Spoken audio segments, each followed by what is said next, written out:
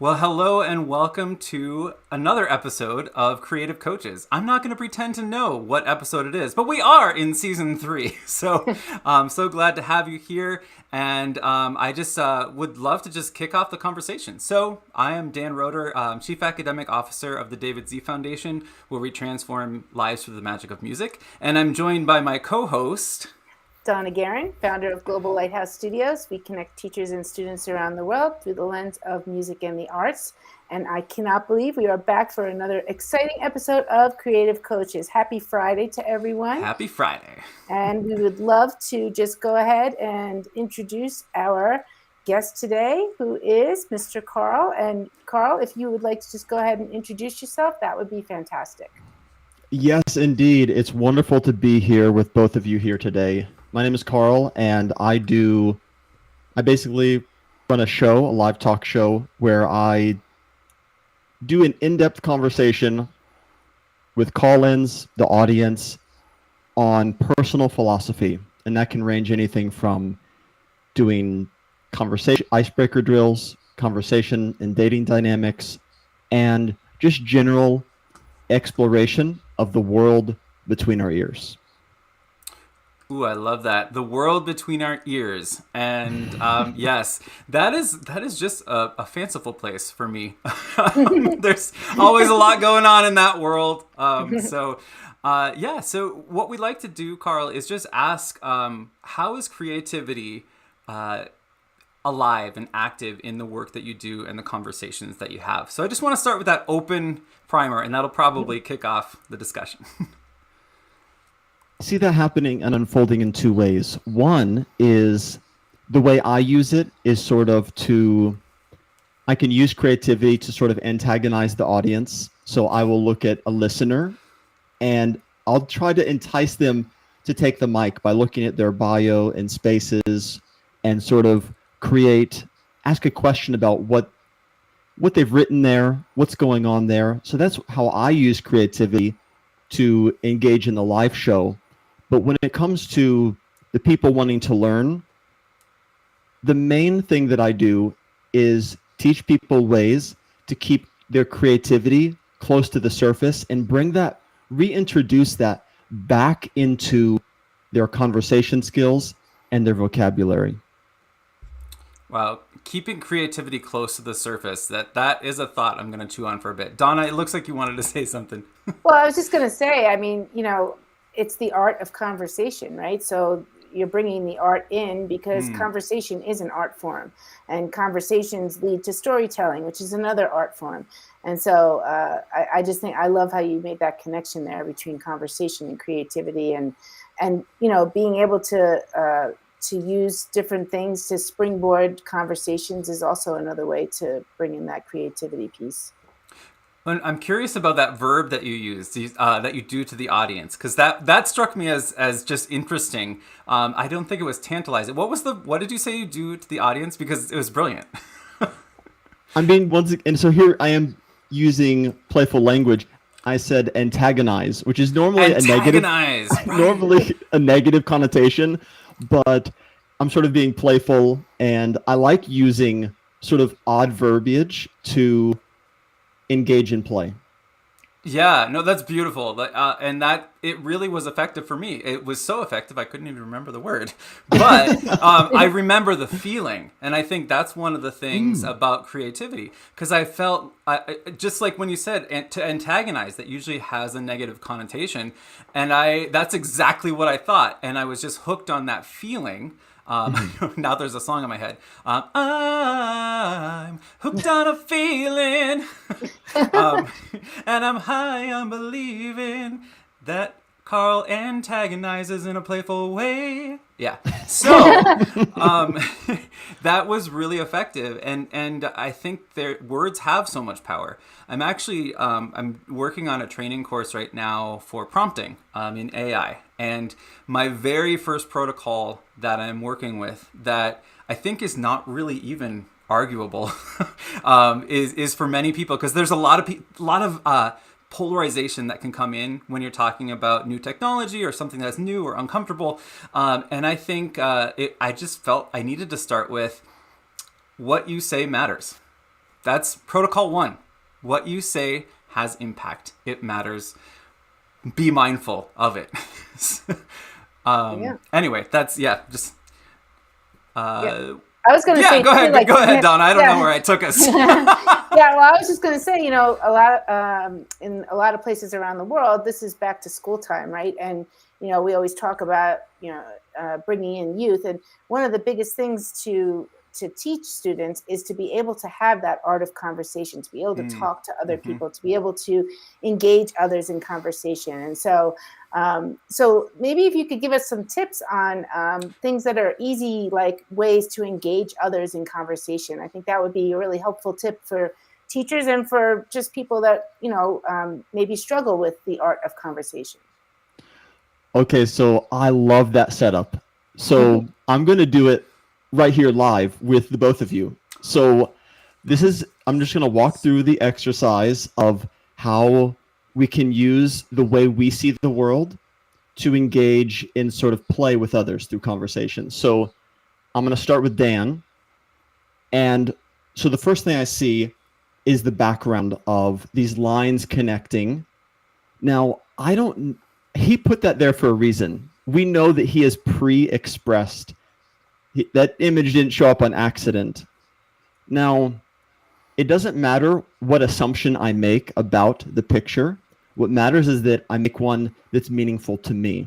So off the bat, the first thing I would say to Dan is, I love that your background is a picture of all the places you've traveled. Wow. Carl, that is so interesting you say that, because I actually haven't been to all these places, but I really chose it, and I actually created this image because it starts in Minnesota, and these are all the places that I want to go. So thank you for noticing that, and I hope that we can have a conversation someday when I can say I've been to each of those places. Okay, so we could go on an hour conversation just based off of that, because I was basically making a bet that there was a personal story behind what he selected, and it turns out there is. I didn't know that map over there on the left side started in Minnesota, and that he personally designed the lines. That's not just a stock image. He actually drew those lines. So there's a deep personal story there. There's a rich history, and when engaging in conversation, all you need to really find is one story. I mean, humans are woven tapestries of stories. You just need to land on one, and you've got a great conversation that, just what Dan said alone, we could probably talk for an hour on, well, why all those places? What draws you to those places? And what's engaging to you about travel? Like, all these questions are coming up because it's something personal for him. No, that just gave me goosebumps, Carl. All right, antagonize Donna. Yes. Well, Donna, it is so wonderful to finally meet someone who owns a lighthouse. Well, I do own a lighthouse, or at least I own a personal lighthouse that is depictive of what the name of my organization is. And many people have asked me why I named it Global Lighthouse Studios intentionally with the S. And so I'm here to answer that question. As when I first started, first of all, I chose a lighthouse because it is a beacon for others. And I feel that as a teacher, as a mom, I am a beacon for others. And I like to shine the light on other people. And I intentionally named it Studios because I hope someday to be able to be all around the world. I'm getting there. I'm in about 70 countries right now. But I hope to have a Global Lighthouse Studios location on each continent. And that's my personal lighthouse story. Wow. Okay. So notice that I was wrong in both situations, like both assumptions that I made. But even, Donna might not own a physical lighthouse, but she says, this is my lighthouse because I'm a beacon, the symbology of it. And correct me if I'm wrong. If you do own a physical lighthouse, that. No, I don't own a physical lighthouse. Okay. I was like, I was surprised. But I give you credit for owning the symbology of what a lighthouse represents, being a beacon for others. And the lighthouse is actually a symbol that I use often in conversation when describing for example, one of them is see how it's bouncing back to now there's a personal story regarding the lighthouse for me. And let's hear it. So I'm going, okay, you want to hear it? Yeah, let's hear it. I mean, okay. Everybody's going to be wondering otherwise. Yeah. So one of the ways I love, one of the things I love about Lighthouse is that if you go in the bottom of a lighthouse, the first floor, even though the top is shining all the way to the horizon, you still have to turn on the little light downstairs. And that to me represents the self-care that we need to do to take care of ourselves. You know, we can be the beacon for others, but despite the lighthouse and its tremendous power to be a beacon, someone's still got to go in the first floor and turn on the little light to illuminate the inside. I love that. That is amazing. Yeah, we've been in this, just PS, for everybody watching and taking note, we've been in this conversation for 11 minutes and 35 seconds, and already I've had like full body goosebumps twice. So thank you, Carl. Let's just like make some great conversations. This is wonderful.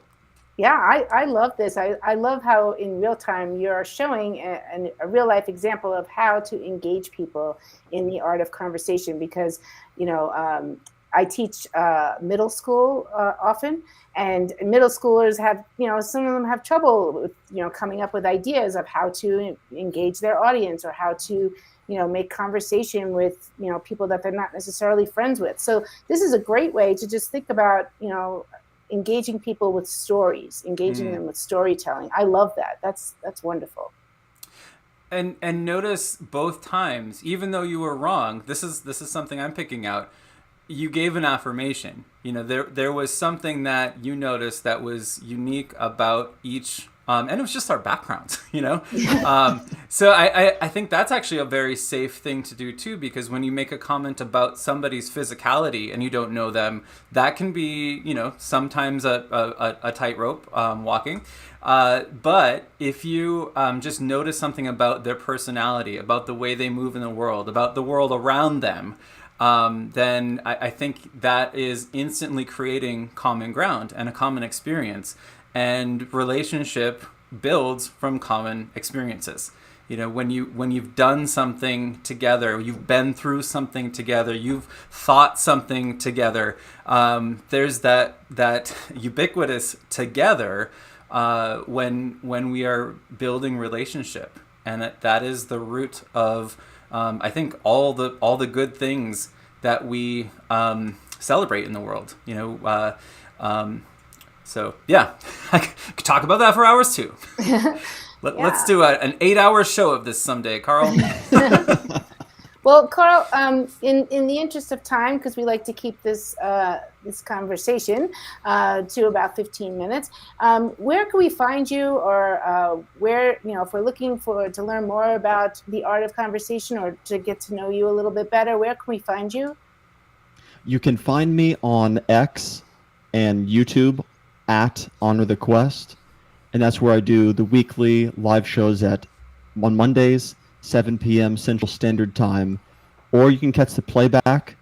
And yeah, we do the live workshops just like this, sort of walking people through the system. Some people who are just starting out, they're either well versed, and some people are just starting out doing their first icebreaker in the efforts to be able to connect and conversate with our fellow humans. Amazing. I cannot wait until that YouTube is heavily populated, and you know, I'm excited for that. Donna, I wanted to see if maybe you could take a moment to tell us a little bit more about Garden Grooves and what we have coming up with, you know, since we have everybody's attention at the end of the week, what we're hoping to do in Abu Dhabi.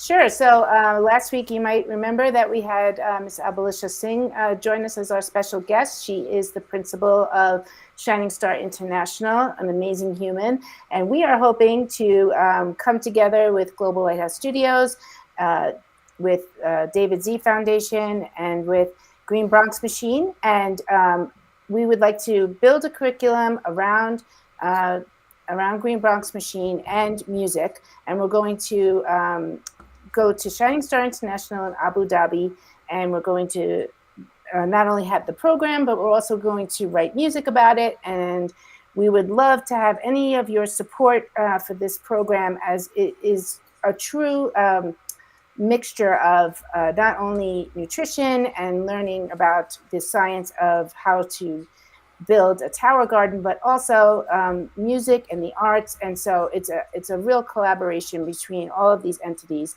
And so if you're interested in learning more or want to know how to support us, you can go ahead and click on the QR code there, and you can learn more about it there. When I learned something, okay, so just in the interest of technology and teachable moments, Donna, when you say click on the QR code, here's what I found you have to do sometimes if you're looking at it on a phone.